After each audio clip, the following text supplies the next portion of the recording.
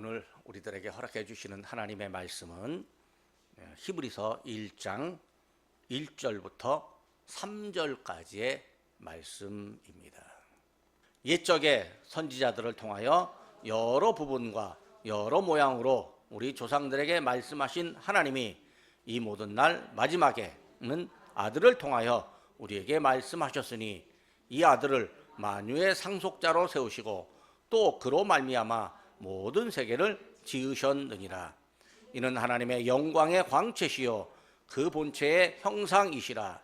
그의 능력의 말씀으로 만물을 붙드시며 죄를 연결하게 하는 일을 하시고 높은 곳에 계신 지극히 크신 이의 우편에 앉으셨느니라.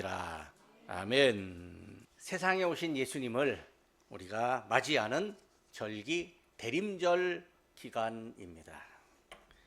사람들은 예수님의 탄생을 저마다 생각으로 판단을 합니다. 성경이 아닌 내 생각대로 판단하는 것은 사실 예수님의 탄생 목적을 잘못 아는 것이죠. 바르게 알지 못하는 것입니다. 일반적으로 교회 안 다니는 사람들은 크리스마스가 되면 예수님 생일이래. 근데 예수님 생일이 자기에게 왜 의미가 있냐면 파티를 즐기고 선물을 주고받는 것, 그것이기 때문에 의미가 있습니다. 백화점에 가서 좋은 선물 하나 받고, 어린아이들은 착한 일을 했으니까 산타클로스 할아버지로부터 선물 받아서 즐거울 뿐입니다.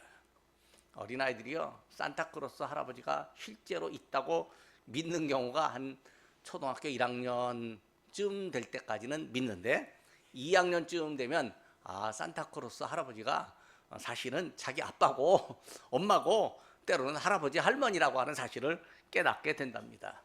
물론 산타클로스의 유래는 실제 교회 역사 안에 존재하고 있습니다.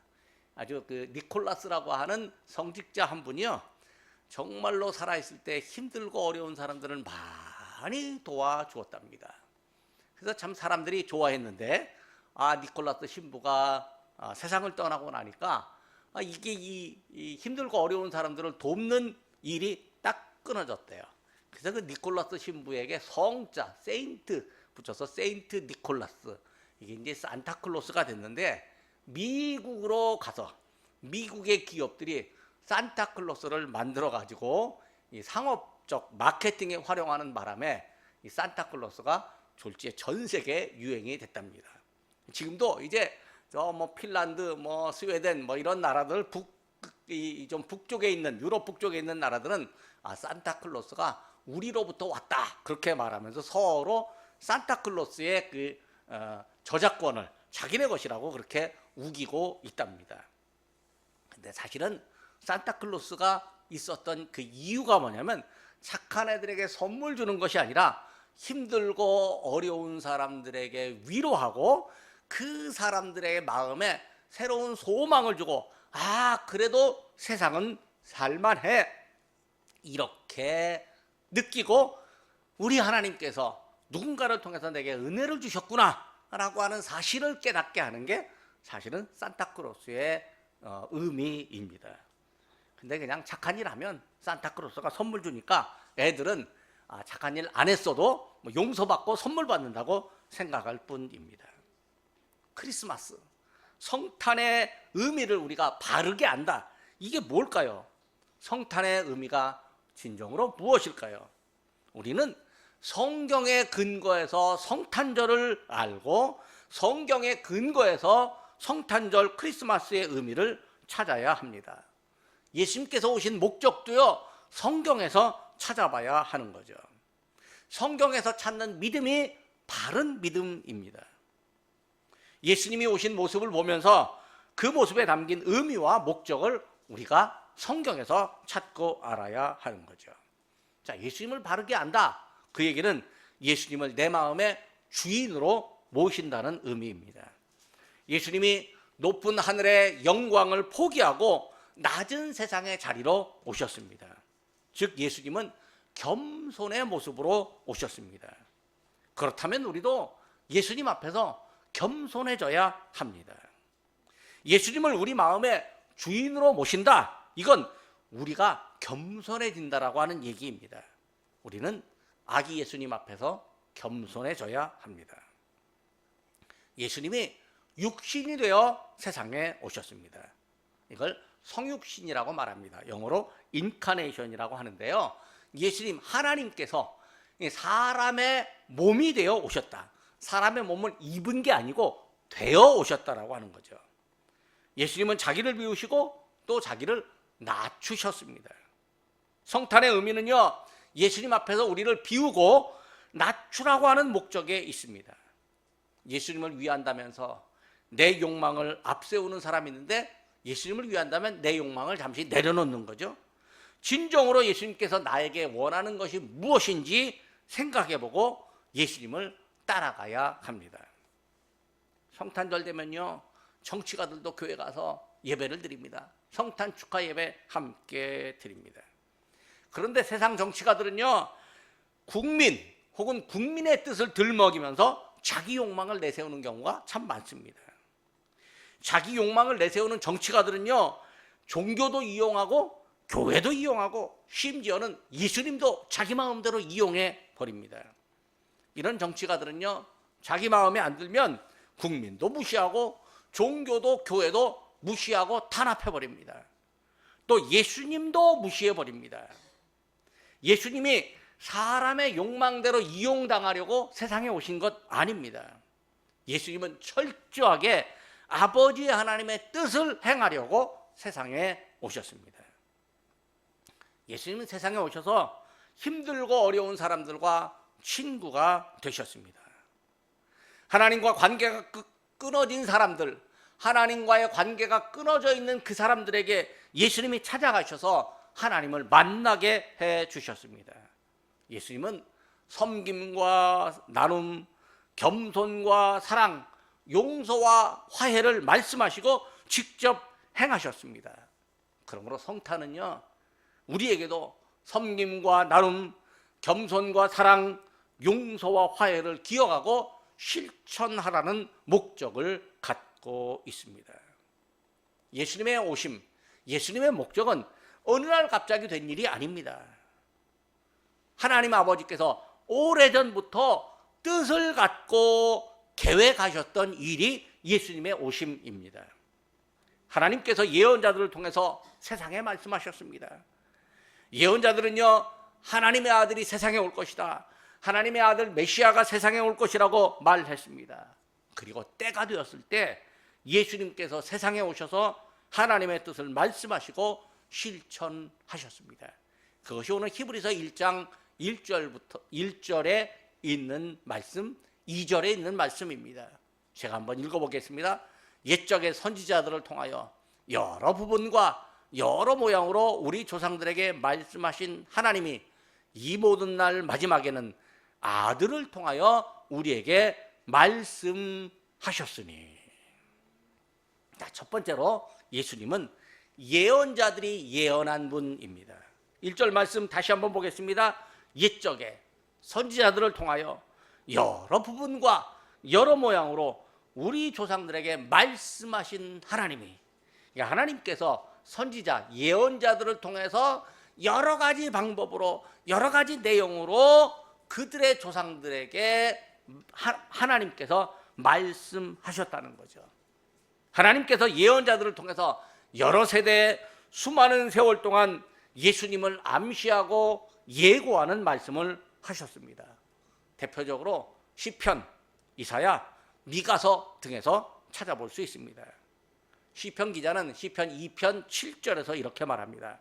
내가 여호와의 명령을 전하노라. 여호와께서 내게서 이르시되 너는 내 아들이요 오늘 내가 너를 낳았도다.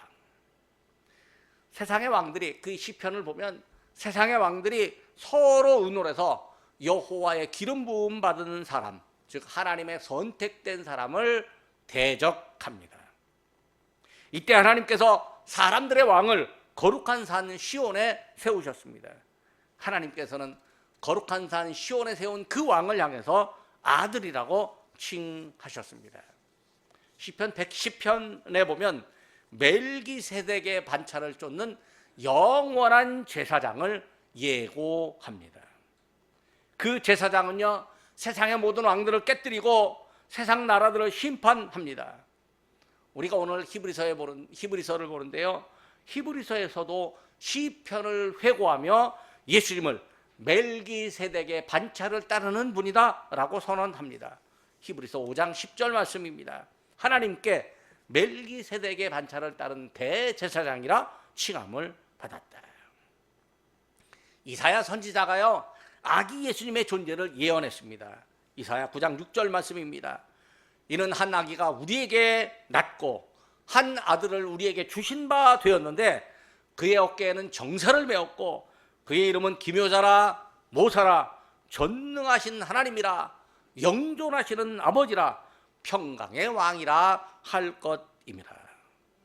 그러니까 세상에 아기로 오신 예수님인데요, 그분을 향해서 영존하시는 아버지, 전능하신 하나님, 평강의 왕이라고 그렇게 표현을 합니다. 아기 예수님께서 우리에게 오셨지만 그냥 단순한 사람이 아니라 하나님으로서 우리에게 구원과 평화를 가져다 주시는 분입니다. 미가 선지자가 이렇게 말합니다. 미가 5장 1절입니다. 베들레헴 에브라다야, 너는 유다 족속 중에 작을지라도 이스라엘을 다스릴 자가 내게서 내게로 나올 것이라. 그의 근본은 상고의 영원에 있느니라. 이 예언을, 미가의 예언을 사람들이 기억했습니다. 그래서 동방박사들이 아기 예수님을 찾아와서 유대인의 왕이 어디에서 태어났냐고 질문했을 때 당시의 학자들이 그 말 기억하고 베들레헴으로 가보라고 동방박사들에게 말했습니다. 세상에는요, 우연히 되는 일이 없습니다. 어떤 이유와 원인에 의해서 사건이 생깁니다. 예수님도요, 어느 날 갑자기 뚝 하늘에서 떨어진 분 아닙니다. 하나님의 구원 섭리와 계획, 그리고 예언자들의 예고가 먼저 있었습니다. 예수님은요, 수많은 예언의 내용이고 핵심이고 결론입니다. 예언자들의 예고를 들은 우리가 예수님을 믿는다? 이건 아주 당연한 것입니다. 사람은요, 귀로 듣는 정보에 의해서 믿는 경우가 많습니다. 요즘 유튜브 보는 사람들 참 많은데요, 유튜브 보면서 그 유튜브의 말을 그대로 믿는 경우가 있습니다. 왜? 귀로 듣는 정보가 곧 나에게 믿음을 가져다 주기 때문입니다. 근데 유튜브 정보보다 더 중요한 건요, 성경 안에 있는 예수님 말씀이에요. 성경 안에 있는 하나님 말씀이에요. 그 하나님 말씀을 보고 들으면 그 하나님 말씀이 믿어지고 예수님을 내 삶의 주인으로 모시게 됩니다. 하나님의 말씀 듣고 믿어서 예수님을 나의 주인으로 모시는 것, 이게 우리에게 아주 당연한 일입니다. 당연하다라고 하는 건 내가 그렇게 했다고 해서 자랑할 것도 없는 거예요. 그저 감사하는 일입니다. 두 번째로, 예수님은 하나님의 상속자로 세움받은 분입니다. 본문 2절에 이렇게 말합니다. 이 모든 날 마지막에는 아들을 통하여 우리에게 말씀하셨으니 이 아들을 만유의 상속자로 세우시고. 상속자가 무슨 의미입니까? 윗세대로부터 권리와 권위를 물려받은 존재를 말합니다. 그저 상속자라고 하면 사람들은 부모님이 가진 돈 받았고 부동산 받았다, 그렇게 생각하는데, 그거보다 더 중요한 건 아버지로부터 권위와 그리고 권리를 물려받았다라고 하는 말입니다. 하나님께서 아들을 상속자로 세웠다? 이건 아버지 하나님의 존재와 권위와 권능이 아들이신 예수님께 이어졌다라고 하는 것이죠. 예수님은 하나님의 권위와 권능을 물려받으셨습니다. 그러니까 예수님께서 내 죄 사함 받았다고 말씀하실 수 있었고 병자들을 고칠 수 있었습니다. 사실 예수님은요, 영원전부터 하나님 아버지와 함께 하신 분이었습니다. 그래서 본문 2절에 이렇게 말합니다. 또 그로 말미암아 모든 세계를 지으셨느니라. 여기 그로 말미암아 이렇게 말합니다. 즉 본문은 하나님께서 성자 예수 그리스도로 말미암아 세상을 지으셨다, 이렇게 선언합니다. 사도 요한은요, 요한복음 1장 3절에서 이렇게 말합니다. 만물이 그로 말미암아 지은 바 되었으니 지은 것이 하나도 그가 없이는 된 것이 없느니라. 이 말은요, 하나님께서 창조 때에 예수님과 함께 하심을 의미합니다. 예수님이 창조에 동참하셨고 아버지 하나님의 뜻이 예수님과 일치되었고 예수님의 뜻이 아버지 하나님과 또 일치되었다라는 의미입니다. 사람은요, 뭘 하려고 하면 혼자 결정하는 경우도 있는데요, 여러 사람이 함께하면 혼자 결정하지 않습니다. 반드시 이거 어떻습니까? 라고 의견을 묻고 또 의논도 하고 공식적인 회의도 거칩니다. 시간과 공간의 제약을 가진 사람이고요, 또 완전하지 못하기 때문에 내 생각대로 되면 완전하지 못하다는 걸 아니까 여러 사람들의 이야기를 들어가지고요, 그 이야기에 이제 합의에 의해서 최종적인 결론을 내리고 그걸 결정하고 실행을 합니다. 언젠가 제가 어떤 교육에 간 적이 있는데요, 그 강사가 퀴즈를 하나 냈어요. 퀴즈를 하나 내면서 뭐라고 말하냐면 저기 부산에서 서울까지 몇 킬로나 될까요? 이렇게 말합니다. 대충 우리는 뭐 430km 정도 듭니다. 근데 부산에서 서울까지 몇 킬로 되면 우리는 알아요. 근데 이제 미국은 몰라. 그러니까 미국에서 뭐 LA에서 저기 그 워싱턴까지 몇 킬로나 될까요? 그러면 대부분 몰라요. 미국 많이 다녀오신 목사님은 알아도 저도 잘 모릅니다. 그러면서 이제 한 몇 그룹끼리 이렇게 모아놓습니다. 그러니까 모아놔갖고 몇 킬로 될까요? 이제 써보라고 해요. 근데 써보면 어떤 사람은 뭐 500kg라고 말하는 사람도 있고, 안 갔다 왔으니까 500kg라고 말하고, 갔다 온 사람은 뭐 한 5000kg라고 말하기도 하고, 또 그 다음에 또 진짜 모르는 사람은 몇만 킬로라고 쓰는 그런 적도 있습니다. 이게 씁니다. 그럼 한 7, 8그룹이 다 모여갖고 이제 모인 다음에 평균을 냈어요. 평균을 내고 이제 실제로 LA에서 워싱턴까지 키로수를 딱 쟀는데 평균이 근사치에 가더라고요. 평균이. 그러니까 이게 뭐냐면 여러 사람들이 모여갖고 뭔가 의논하면 그래도 가장 정답에 가까운, 근사치에 가까운 그런 답이 나온다라고 그렇게 말하는 거죠. 이걸 뭐라고 말하냐면 집단지성이라고 그렇게 말을 하더라고요. 그러니까 사람은 혼자 결정하기보다 집단지성이 있어야 돼요. 물론 집단지성보다 더 뛰어난 한 사람의 결정이 옳을 때도 있습니다. 그래서 그 한 사람의 결정에 의해서 모든 집단이 잘 살게 되는 경우도 있고, 또 집단지성보다 한 사람의 생각이 못돼갖고 잘못돼서 그 한 사람 따르다가 집단이 다 그냥 싸그리 무너지는 경우도 없지 않아 있을 수 있습니다. 그래서 사람은요, 의논해야 돼요. 고집대로 하면 안 돼요. 자기 마음대로 하면 안 돼요. 물론 뚝심도 있어야 되고 또 뭐 어떤 결단력도 있어야 하지만 그렇다고 제 마음대로 하면 안 되는 거예요. 그런데 하나님께는요, 의논과 회의가 필요할까요? 하나님께는 의논과 회의가 무의미합니다. 왜? 완전하신 분이시기 때문에, 전능하신 분이시기 때문에 그렇습니다. 완전한 하나님, 온전하신 예수님이 신비한 뜻의 일치를 이루어 세상이 창조되었습니다. 아버지 하나님께서 아들이신 예수님으로 말미암아 세상을 지으셨다면 세상을 아들에게 주는 게 당연합니다. 하나님께서 만유해 주심으로 만유를 아들에게 주시는 일도 하나님의 뜻입니다. 에베소서 4장 6절입니다. 하나님도 한 분이시니 곧 만유의 아버지시라. 만유에 계시고 만유를 통일하시고 만유 가운데 계시도다. 그러니까 하나님께서 창조에 동참하셨던 아들 예수님, 하나님과 함께 창조에 동참하셨던 아들 예수님도 만유의 주이십니다. 골로새서 3장 12절입니다. 오직 그리스도는 만유시요 만유 안에 계시니라. 그래서 예수님은 만유의 상속자이십니다. 그러니까 만유의 상속자로 이 세상에 오신 그 예수님은요, 만왕의 왕이시고 세상을 통치하는 분입니다.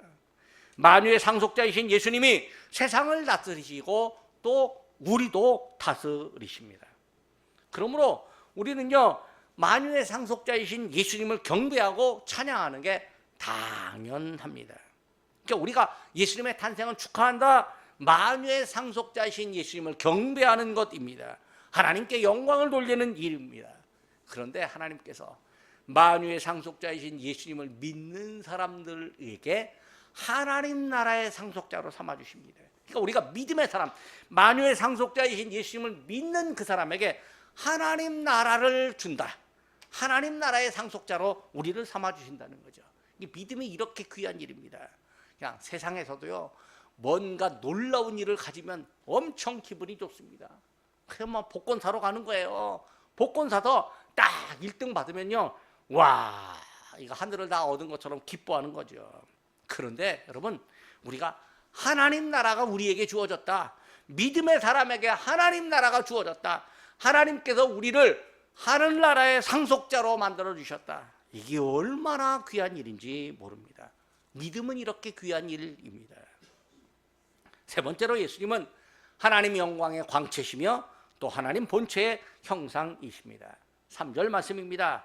이는 하나님의 영광의 광채시요 그 본체의 형상이시라. 그의 능력의 말씀으로 만물을 붙드시며, 예수님이 하나님 영광을 빛이 나게 드러내십니다. 예수님의 말씀, 예수님의 행하심, 예수님의 존재, 예수님의 사역과 목적, 예수님이 이루신 모든 일에서 하나님의 영광이 빛나게 드러납니다. 그래서 예수님은 하나님 영광의 광채십니다. 예수님이 계신 곳에 하나님이 함께 하십니다. 예수님을 향해 하나님께서 아들이라고 인정하십니다. 예수님이 세례를 받고 올라오실 때 하늘에서 음성이 들렸습니다. 마태복음 4장 17절입니다. 이는 내 사랑하는 아들이요 내 기뻐하는 자라. 또 마태복음 17장을 보면요, 변화산에서 신비한 모습을 보인 예수님을 향해 하늘의 음성이 들렸습니다. 17장 5절 말씀입니다. 이는 내 사랑하는 아들이요 내 기뻐하는 자니 너희는 그의 말을 들으라. 아들은 상속자이지만 동시에 아버지를 드러내는 분입니다. 아버지가 아들을 인정합니다. 아들을 보는 눈에는 아버지의 모습이 비칩니다. 세상에서는 아들이 아버지를 닮습니다. 아이고, 어제 저녁에 우리 딸내미 집에 왔는데 결혼식에 오신 손님들이 그렇게 말하대요. 아니, 아빠를 보니까 어떻게 딸이 아빠를 딱 닮았냐고 그렇게 말하더랍니다. 아니, 나는 아무리 봐도 제가 외모로 봐서는 나하고 안 닮은 것 같은데 그 남들이 봤을 때는 아이고, 딸 보니까 아빠하고 똑 닮았대. 내가 어디 가서 보면요, 아들 보면 아들이 아빠하고 똑 닮은 거 본 적 참 많이 있습니다. 아들을 보고요, 아빠 똑 닮았다고 그렇게 말하는 경우 많습니다. 근데 아버지를 안 봤어도요, 아들을 보면 아버지 모습은 어떨 것이다 라고 연상하는 게, 그게 세상 사람들의 이치입니다. 근데 하나님께는요, 아들을 보고 연상하는 정도, 아버지를 연상하는 그 정도가 아닙니다. 아들을 보면 아버지를 믿어야 하는 거죠. 예수님이 말씀하셨습니다. 요한복음 14장 9절입니다. 나를 본 자는 아버지를 보았거늘. 우리는 세상에 오신 예수님을 믿습니다. 아들 예수님을 믿는 사람은 곧 아버지 하나님을 믿습니다. 아들이 아버지의 본체이기 때문입니다. 요한복음 12장 44절입니다. 나를 믿는 자는 나를 보내신 이를 믿는 것이며, 그러니까 아버지가 나를 보냈다라고 하니까 예수님을 믿는 건 예수님을 보내신 하나님 아버지를 믿는 일입니다. 예수님은 아버지 하나님과 일치를 말씀하셨고, 예수님은 하나님의 본체이심을 증명하셨습니다. 사도 바울이 이렇게 선언합니다. 빌립보서 2장 6절입니다. 그는 근본 하나님의 본체시니. 네 번째로, 예수님은 사람의 죄를 정결하게 하셨고 하나님 오른편에 앉으셨습니다. 3절 후반부에 있는 말씀입니다. 죄를 정결하게 하는 일을 하시고 높은 곳에 계신 지극히 크신 이의 우편에 앉으셨느니라. 예수님께서 세상에 오신 궁극적인 목적이 있습니다. 사람의 죄를 사라지게 하시고 구원하심으로 하나님께 영광을 돌리기 위함이었습니다. 사람이 하나님을 향해서 죄를 지었습니다. 하나님을 믿지 않는 죄였습니다. 이 죄는 하나님만이 용서할 수 있습니다. 하나님께서 사람들의 죄를 용서하시려고 아들을 보내어 사람들의 죄를 지고 대신 죽게 하셨습니다. 하나님이 먼저 용서의 계획을 세우시고 아들을 통해서 용서를 이루셨습니다. 이제 죄인이었던 사람들은 예수님의 이름을 힘입어서 당당히 하나님 앞에 갈 수 있고 하나님 앞에 제가 죄인입니다 라고 그렇게 회개하면 예수님께서 그를 의인으로 인정해 주시고 하나님께 나아가는 은혜를 허락해 주십니다. 히브리서 10장 22절 말씀입니다. 우리가 마음의 뿌림을 받아 악한 양심으로부터 벗어나고 몸은 맑은 물로 씻음을 받았으니 참 마음과 온전한 믿음으로 하나님께 나아가자. 예수님이요 지상 사역을 마치시고 하늘로 오르셨습니다. 그리고 하나님 보좌 오른편에 앉으셨습니다. 히브리서 12장 2절에 이렇게 말합니다. 하나님 보좌 우편에 앉으셨느니라.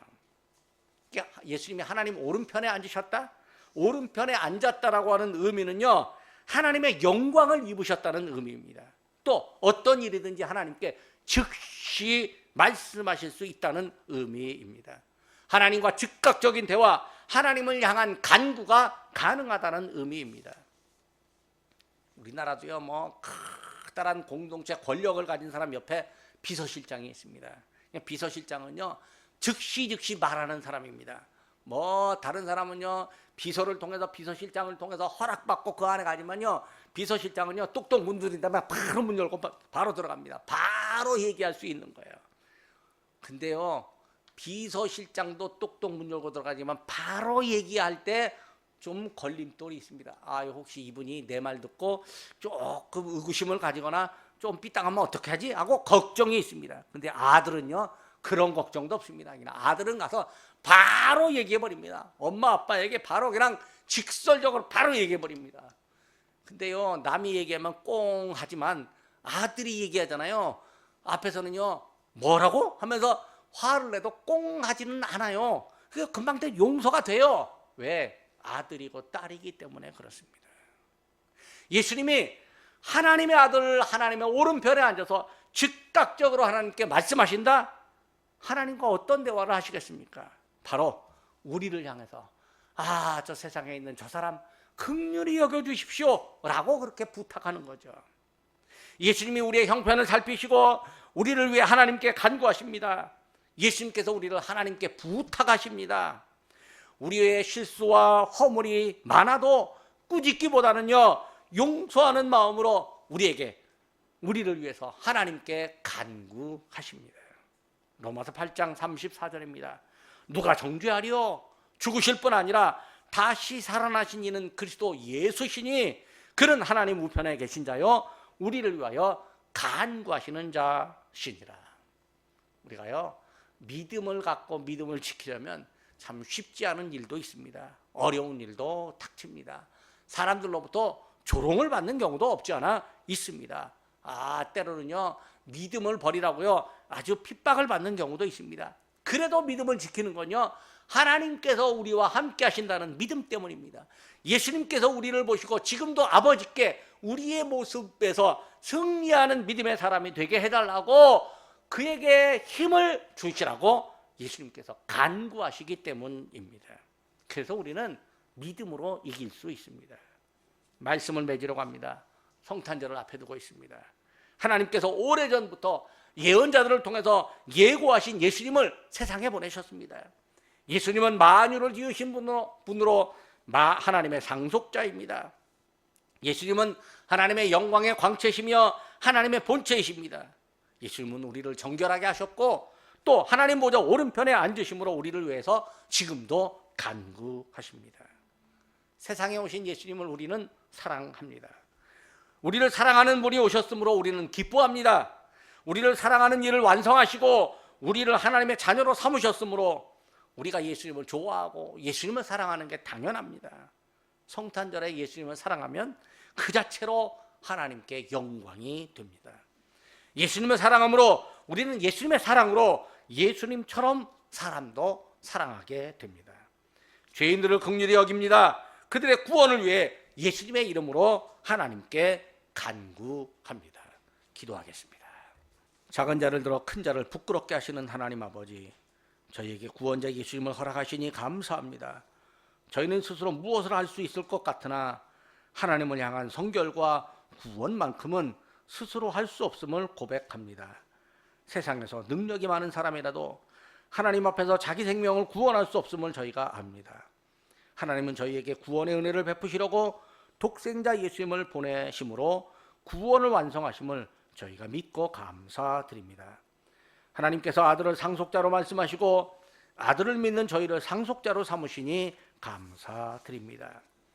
예언자들이 예고했던 독생자 예수님을 보내심으로 저희에게 구원을 완성하신 하나님 아버지, 저희가 믿는 예수님이 하나님의 영광의 광채시며 하나님의 본체이심을 저희가 믿고 고백합니다. 세상에 오셔서 저희를 구원하시고 하늘에 오르심으로 하나님 오른편에 앉으신 예수님을 저희가 바라봅니다. 예수님이 저희를 위해 하나님 아버지께 간구하심을 저희가 믿습니다. 저희가 부족할지라도 저희를 돌보시고 도우시는 예수님이 계시기에 저희는 믿음의 용기를 갖습니다.